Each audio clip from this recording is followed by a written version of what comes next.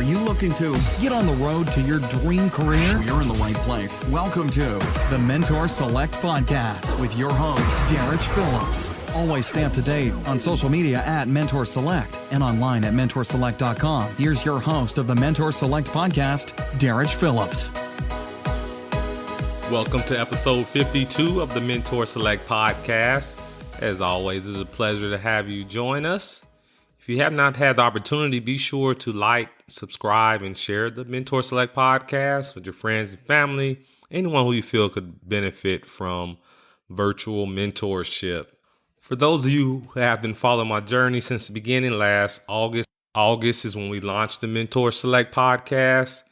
And if you recall, I had got laid off from my job. I was working for Hewlett Packard Enterprise, and I decided to use that as an opportunity to launch my podcast, write my book, and pursue speaking as a career. So it's pretty much what I've been doing all of 2018. And just 3 weeks ago, a little over a month now, actually, after my daughter was born, I decided to go back to work, corporate America. And essentially, I've adopted something a good friend of mine had told me about, the concept of being a hybrid entrepreneur. So essentially now I have a 9-to-5 job again, but at the same time, I'm still keeping my dream alive. I'm planning on writing more books. I'm still hosting this podcast. I still speak for events. Actually just had a keynote speech this past weekend, and I had to speak at a book club.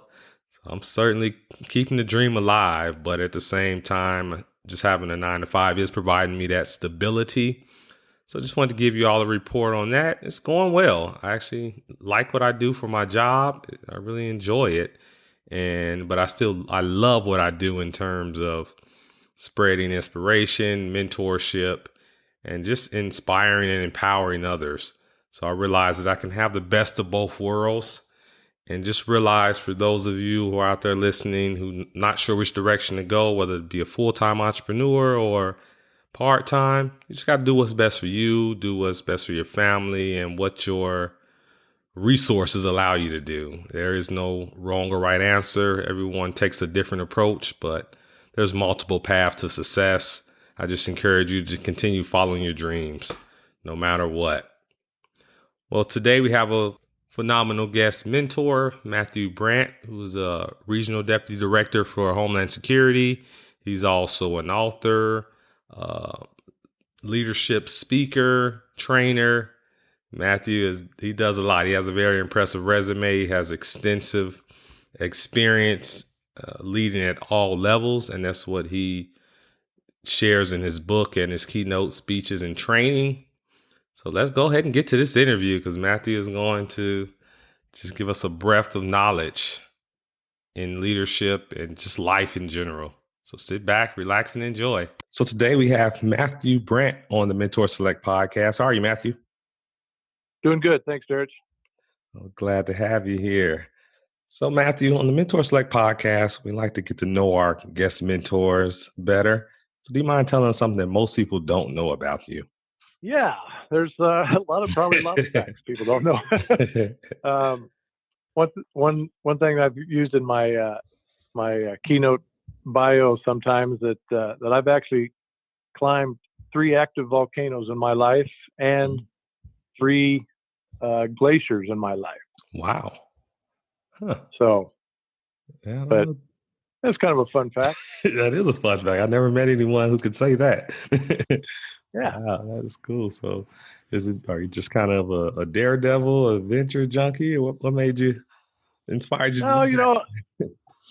No, in the military, I got to travel around the world a lot. As military does that sometimes. Mm-hmm. And I was in the Navy, so I got to travel to different parts of the world, and just found myself, unbeknownst, in different places that had these, hikes. When it all was over, I realized that as you get a little bit older and start looking back on things you've done, realized that I'd actually been up the side of 3 active volcanoes, and then got to go to Alaska and walk across some glaciers up there.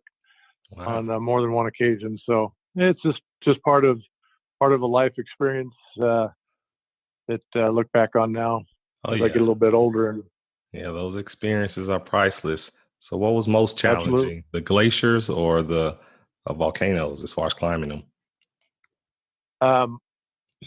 Definitely the volcanoes. I hiked up Mount Fuji in Japan, and it was, people don't think of that as an active volcano, but they still claim it to be an active volcano. So I do too.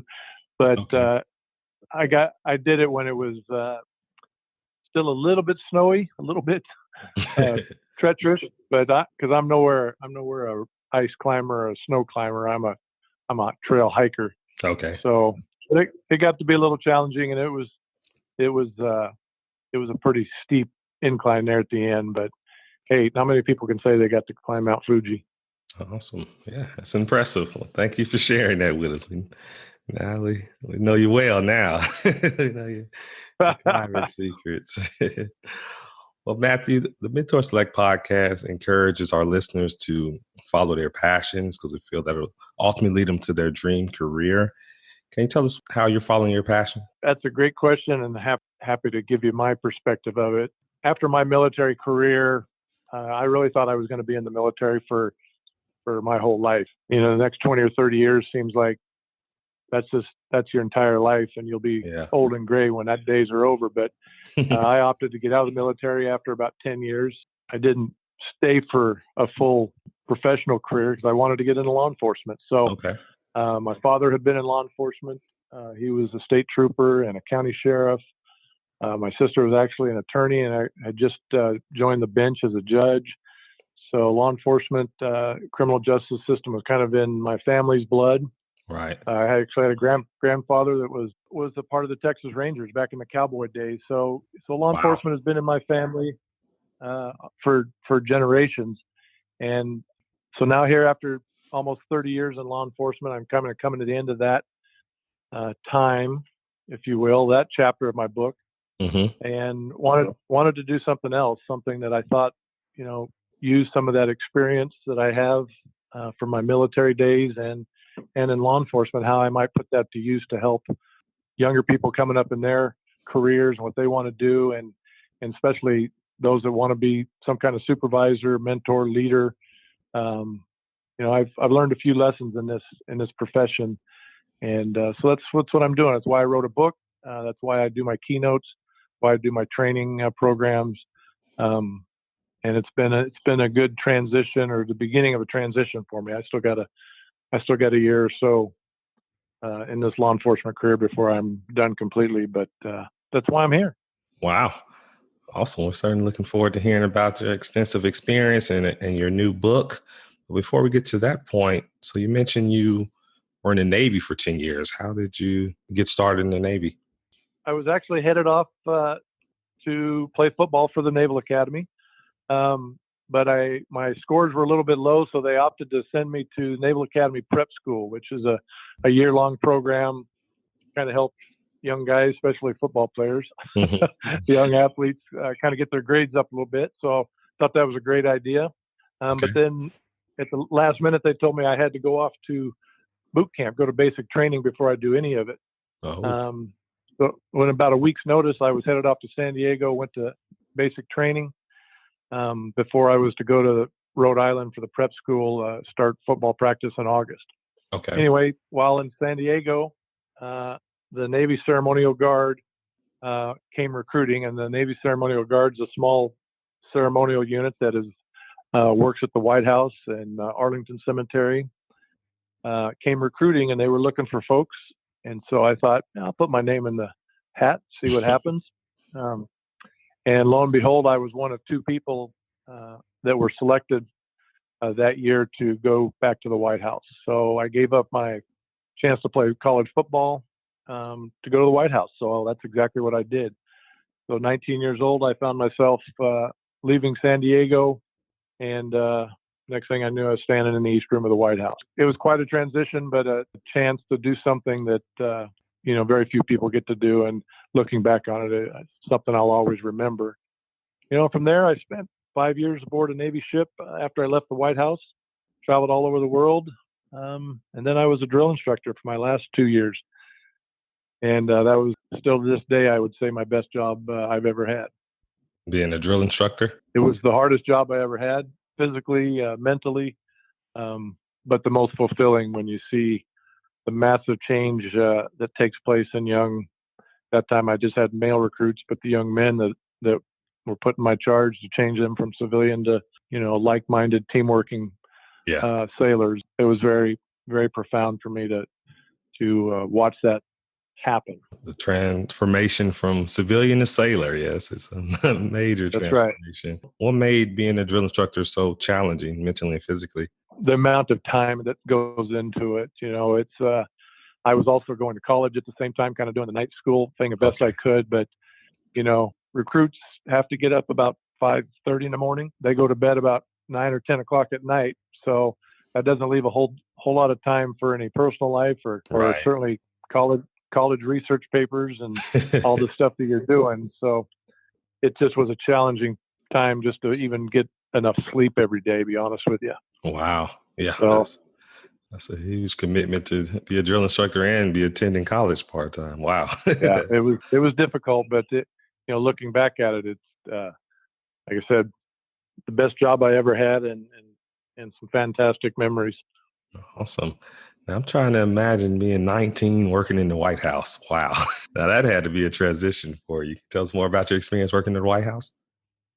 You bet. When you get selected for the Honor Guard, you have to be at least 6'4". At least you did back in the 80s when I did it. You had to be at least 6'4". Meeting those requirements, basic requirements, being 6'4", passing the background investigation, made a huge difference. So I ended up being the personal escort to Nancy Reagan, the First Lady of the United States, at state dinners. I would do a lot of funerals. We did a lot of funerals at Arlington National Cemetery.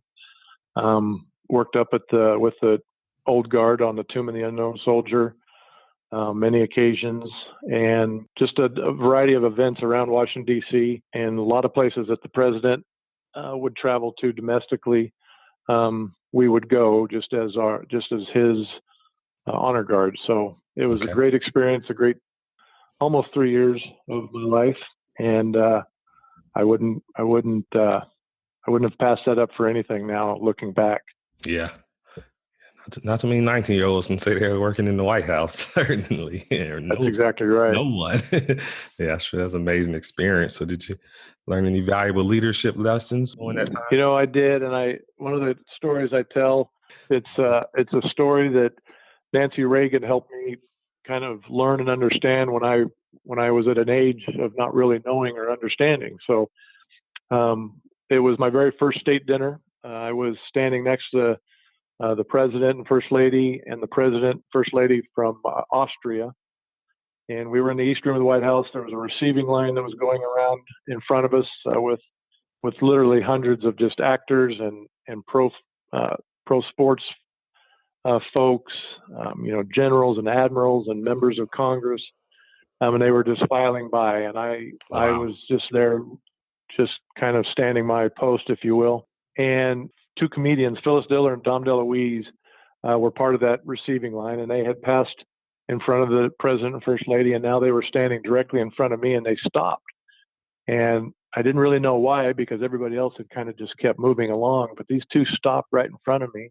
In the 80s, they were the biggest comedians of all time. They were like Tina Fey and Jimmy Fallon or somebody like that. They were the big names of the day back in the 80s, 70s, and 80s.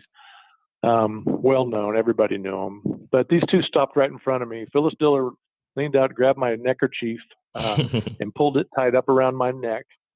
At the same time, they both let out this howling, trying to get me to break my military discipline. Right. Standing there at attention, and it was difficult. Kind of surprised me. This wasn't part of the script, and I didn't really know what to do. So I just stood my ground and kept my eyes straight ahead best I could. But the profound thing that happened right then and there is the First Lady, Nancy Reagan, stepped right in front of me.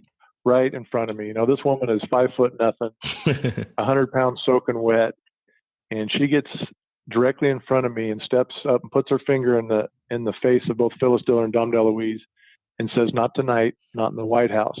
And Phyllis Diller and Dom DeLuise, both, everything about them changed. Their demeanor changed, their body language changed, everything changed, because this tiny little woman took a stand for how she expected people to act in the White House Wow. when they are hosting foreign dignitaries. And so Nancy Reagan then turned around and kind of straightened up my neckerchief and brushed off my uniform a little bit and just whispered to me, "Not tonight, not in the White House." And that was the first time I really saw somebody take a stand for something when they, in all accounts, were the least prominent person in the room. Again, admirals and generals, members of Congress. This little woman took a stand, and so that kind of got me to thinking as the night went on, and as I had other professional encounters, if you will, and that's how I developed my authority equals action equals accountability, the principles of leadership that I talk about and I teach about, talk about in my keynotes and such. I write about in my book. She had the authority, she took the action, and she held them accountable, not to punish them or to discipline them, if you will, but she just merely wanted them to change their behavior. And so I took that, and I've kind of worked that throughout my whole career now. The more I became a leader, a supervisor, authority equals action equals accountability is about changing behavior into positive behavior, poor behavior into positive behavior. Right. And she just showed me that night that you could be the smallest person in the room, but take massive action, and she did. And anyway, that was one story from the White House that I have always enjoyed telling, because I think everybody kind of gets it and understands Right. what it's all about. Yeah, I can picture her waving her finger and absolutely, just like your mom or my mom used to do to us, and knowing that she meant business. She was just the mother. You better straighten up and act right. Right. This is my house, and we're not going to do this. Anyway, it was a moment for me. Yeah, that's a wonderful lesson to, like I say, apply to any role, especially leadership roles. I like that a lot. Absolutely. Matthew, after you got out of the Navy, so you transitioned into law enforcement? Yeah, I left the Navy and immediately got to work. Went back to Oregon. I'm from Oregon, grew up in Oregon, went back to Oregon, got a job as a deputy sheriff in kind of a small rural community, and began to learn the profession of law enforcement. I worked for a few years there as a deputy. Then I moved to a larger city where I was a patrol officer and eventually a sergeant, became a supervisor, shift supervisor, and then went on to detectives as a detective sergeant. And then I ran the robbery homicide unit for a while before 9/11 happened. After 9/11 happened, I wanted to do more at a national level, at a national perspective. Right. And so the Department of Homeland Security was forming. I took the job with the Department of Homeland Security shortly after. Actually, it was even before it actually formed. But anyway, and have been working with them ever since. Wow.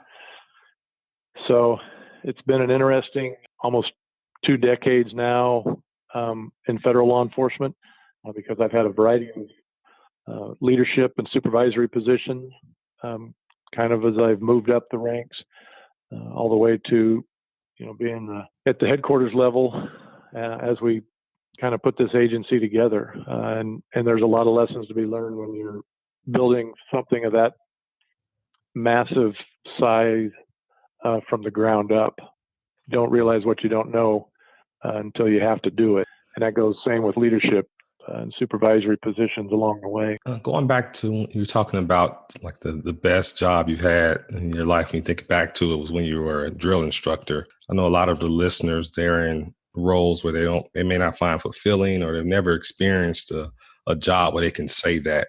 Can you tell us what does it feel like, or when you're doing something that you really love and you know that you're making an impact? How does that feel? That's a great question, and it's one that I'm probably, I don't know the age of most of your listeners, but I will say, I'm 55 years old now, and so I've got a little bit under my belt when it comes to experience in life and jobs.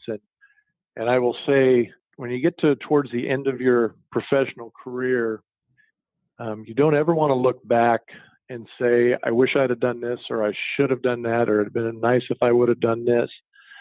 Because I'll tell you, life is going to go on. Life is relatively short. However, I will say there is plenty enough time in our lives if you take advantage of the time you have. Finding time to do what you love means everything. And that, again, that's coming from somebody that's, coming towards the end of a professional career. I've enjoyed every bit of my professional career in law enforcement. I've had a lot of ups and downs, but it's a dangerous profession to be in. I've certainly had my scrapes and scratches and broken this and broken that as part of the job. But I also am very proud that I know I have saved a lot of lives, and I've helped a lot of people get out of bad situations. That's extremely fulfilling to me from that profession. Now, as I get a little older, my passion has turned more to passing along those experiences, and that's where becoming an author, getting my first book written and published has been such a fulfillment of a lifelong goal that I'm at a place now in my life where I'm looking every day saying, I am fulfilled. I have done some very good things in my life, and I am happy with what I've done. But I know people every day. We all know people every day, left and right of us, that struggle with, just not being happy. Right. And I always say, sometimes people are easy to find excuses for not doing what they love. It's too much school, or it costs too much money, or it takes too much time. And I just tell those folks that, time's going to run out. There's never enough money. Right. There's never enough support. There's always going to be naysayers that say that, you can't do it for this reason or that reason. I'm here to tell you that you can do it, and you need to do it, because you're going to get to a point in your life when you're in your late 50s, early 60s, when retirement is knocking at the door, and you want to be able to look back and say, I enjoyed every minute of what I did in this world. Yeah. And that's what I'm doing now. Wow. That's priceless. And it's wonderful that you're really moving on to the next phase of your career, where you want to pass on all of this experience that you've gained over the years. That's truly remarkable. Now, you mentioned your books. You recently published your first book. Congratulations on that. Thank you. Now, can you tell us something about your book? You bet. My book is titled Accountability in an Unaccountable World. And the subtitle is Where Have All the Leaders Gone? And I think that I wanted to write a book really about leadership and to help especially young leaders, new leaders, because I think we've kind of lost a step in this world. And I will say this world because this is not an American thing. It's a worldwide problem, in my opinion. And if you read the book, pick it up. You can get it on Amazon. It's not very long. It's only 100 pages or whatever. It's a good, easy read. But I wanted to kind of explain that we're losing the ability to really train and teach and mentor young folks to become the next big leaders of an organization, of government, of whatever it is that you do. This world has become so technologically advanced that we spend so much time texting and social mediaing and emailing, and all in the sense of making our work easier, making our production more, being more places. And what we're doing is we're losing the real training ability, the real mentorship that's required, that one-on-one discussions that you need to have between supervisors, employees. I'm just afraid we're losing a step because of technology. And so I talk a little bit about kind of the old school way of doing it. Right. And learning how to supervise before you worry about trying to lead. You know, the military does a really good job, and I talk a little bit about how the Navy does it. But, you know, young sailors that are beginning to become supervisors learn to do that by taking some courses, by their required training that they have to go through before they're even allowed to compete for promotion. Right. And then once they do get promoted to a brand new supervisor, you know, they're given 2 or 3 people to do small details here and there where they can practice being a supervisor and understanding, you know, the nuances of having discussions with people and the backgrounds and the scheduling and the motivation it takes, but doing it on smaller, intimate levels. You know, there's so many books and conferences out there now that, you know, we're trying to teach supervisors how to be CEOs, and people need to learn how to be a supervisor first. Yeah. And that's part of what I want to do. And that's what the word I'm trying to get out. And the good leaders out there are mentors to young up and coming leaders, supervisors. And, you know, it's a process. You can't go from being the best widget maker or the best salesman or whatever it is you do to becoming a great mid-level manager and the CEO of the company. You've got a lot to learn, and there's people along the way to help you learn that. Right. And part of the reason of writing this book is to do that and let people know and give them some ideas and some thoughts around how to get there. And anyway, I think the book is a good read. I think it's good for young folks that are looking to get into supervisory jobs, maybe, or they're thinking about becoming a supervisor, but it's also good for mid-level managers in this world because I think there's some lessons learned that they may not have had the opportunity to learn right.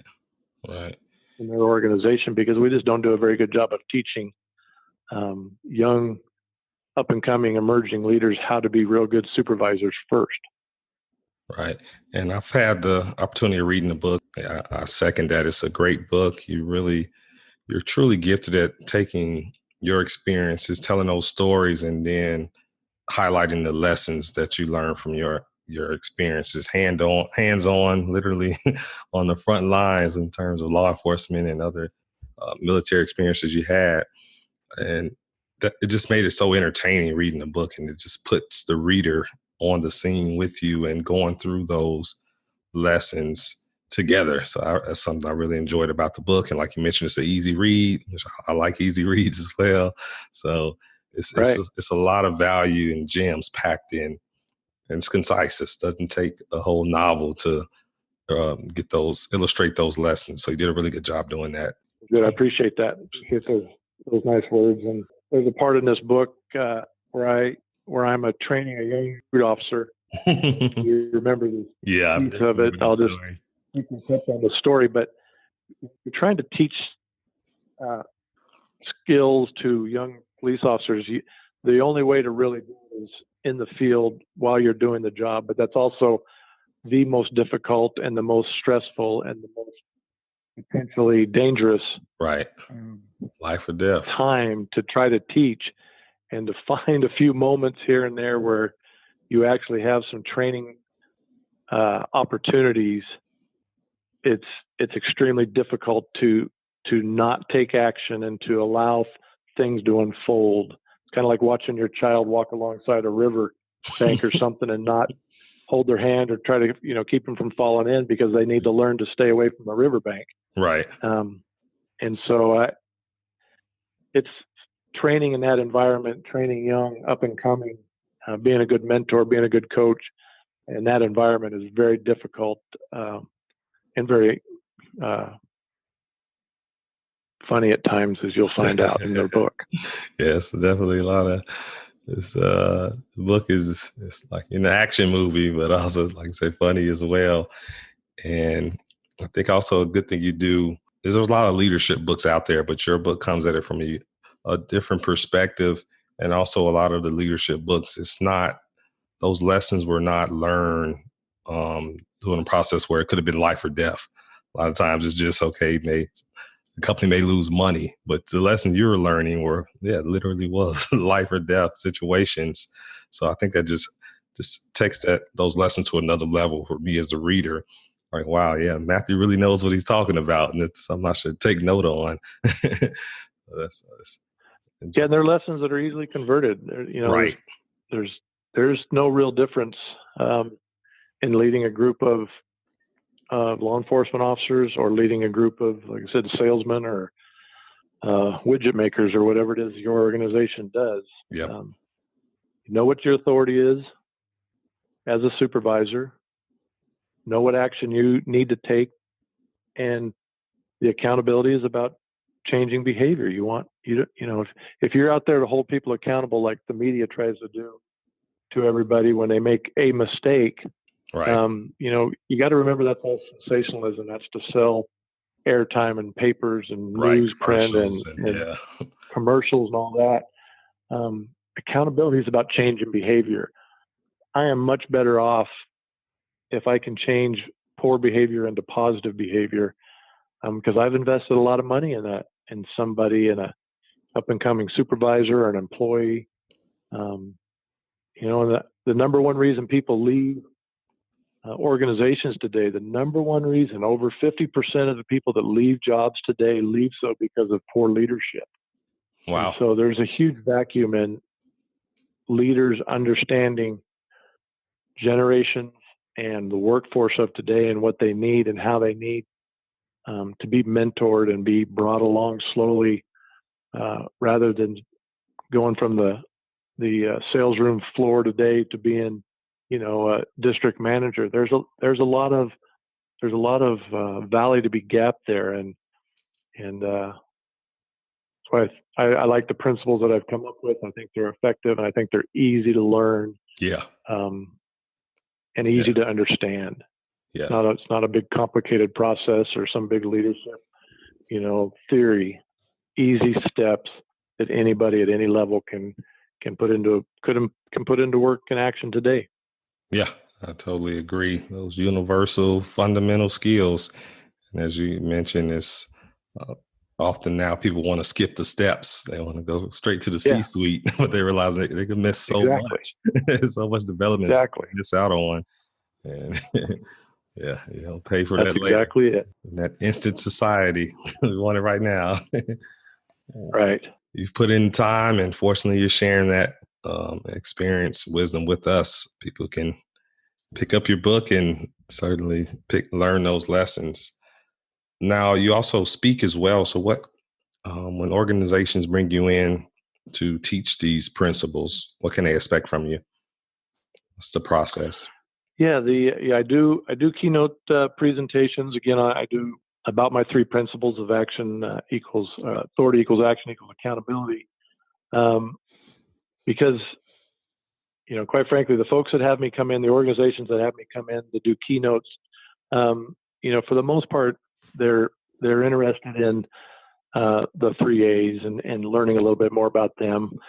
But I'm also doing more and more training now with organizations. I've kind of traveled around the world. I've been all over Europe and the South Pacific and Asia, and even to some of our larger cities here in North America, teaching and training young leaders and supervisors about the 3 A's and how to implement the authority equals action equals accountability in their daily work. And so I do a little bit of both. Like I said, I enjoy doing the keynote presentations, but I truly enjoy doing the training, because I think having a little bit more time with a specific group of folks, sitting down and walking young leaders that are just, absorbing everything, that's so fulfilling to me. And it's an investment that the organization is making and has made, that's going to pay off for them, because these are young folks that are trying to figure out their place in an organization. And if we can give them some tools, that's an investment that's going to pay off long term. And so, like I said, I enjoy doing the keynote presentation, but I'm also starting to do a little bit more training, and I'm finding that very rewarding. Awesome. Yeah, I can clearly see the return on investment for organizations.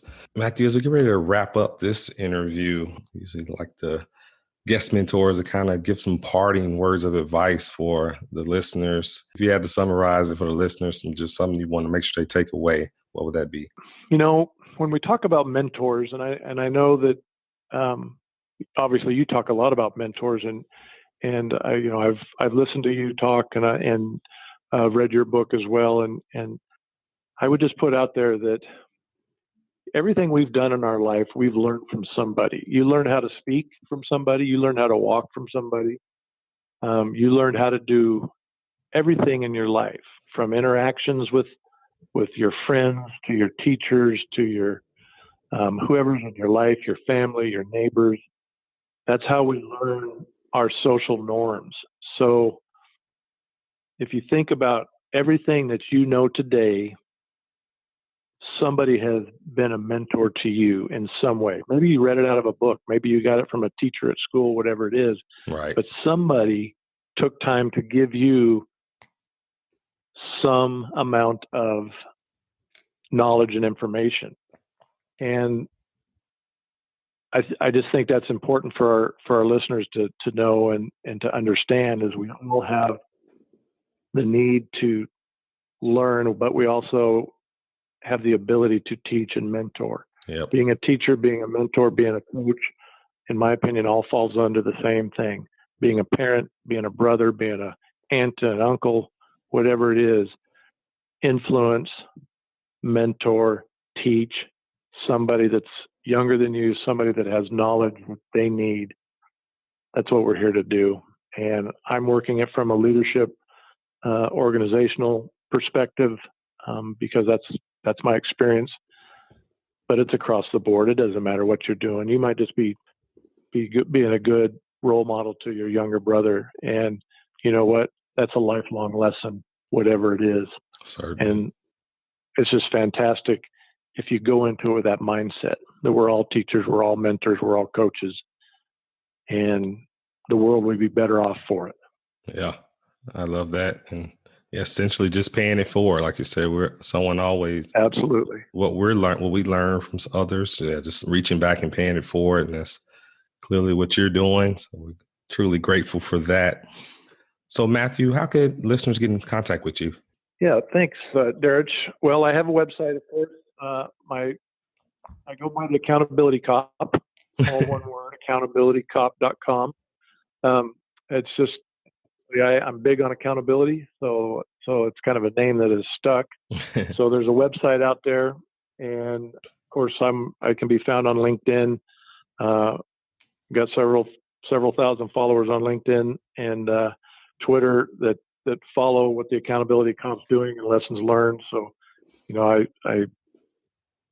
my Twitter is Polish the Badge, at Polish the Badge, but you can find me under Accountability Cop as well. So I encourage everybody to reach out. And of course, I'm always happy anybody that wants to grab my book. It's available by ebook or it's a paperback. And then I look forward to reviews, because quite frankly, the reviews I get drive me to what's next, or how I can improve on what people are looking for and what they need out there. So I appreciate the opportunity to get on here and talk with your listeners, and I appreciate this opportunity. It's been a pleasure, and I'm sure the listeners are going to get a lot of just great guidance from the advice you gave. And I highly encourage listeners to pick up your book. Like I said, it's an easy read. So a lot of times people get intimidated by books, but it's an easy read, but it's a lot of value packed into those 100 pages. We'll certainly pick up the book and reach out to Matthew. Clearly, he enjoys mentoring and paying it forward, and he has a wealth of knowledge. So that's definitely another resource for the listeners to contact if they need additional guidance. But it's been a pleasure, Matthew. Thank you very much. And excited for you as you close out your law enforcement career and really rev up the next phase of your career as far as being a international keynote speaker, trainer, and author. I'm sure you have more books that you're going to publish. So certainly looking forward to Absolutely. that. I appreciate it, Derek. It's been a great interview, and I thank you to your listeners for hanging in there. It's a pleasure. Well, there you have it. That was a fantastic interview with Matthew, the Accountability Cop. Be sure to check out his book. It is really good and has a lot of great leadership lessons. No matter where you are in your leadership career or journey, you'll gain some value from reading his book.